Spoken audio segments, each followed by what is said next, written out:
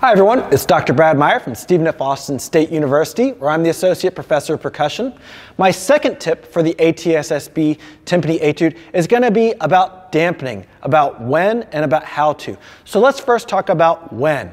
For me, I like to have a rule of thumb when it comes to when I'm going to be dampening. So in this etude, I generally try to dampen any time that there's an eighth note rest or longer. So as you can see in the second bar and in the third bar, there's some eighth note rests that I do dampen when I get to those. However, when there's 16th note rest, like at measure 9, I don't dampen those because that's a little bit too quick, and the dampening in those situations can cause me to kind of fumble around and lose my rhythmic and tonal integrity.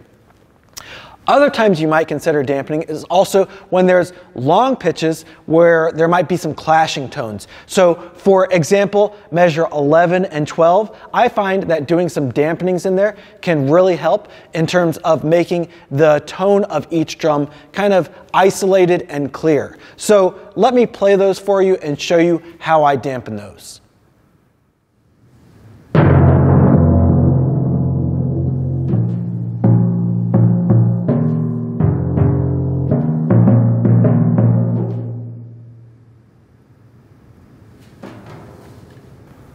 So in that phrase, you can see that I dampen out a few of those notes to make sure that the longer notes especially had clarity, and that on the very last note, I dampened for that bar of rest and timpani tuning change. I actually dampened all three drums at the same time by putting my hands here and also my elbow on the top drum. Just a nice little trick to get more than two drums dampened at the same time. Next, let's talk about how to dampen a drum.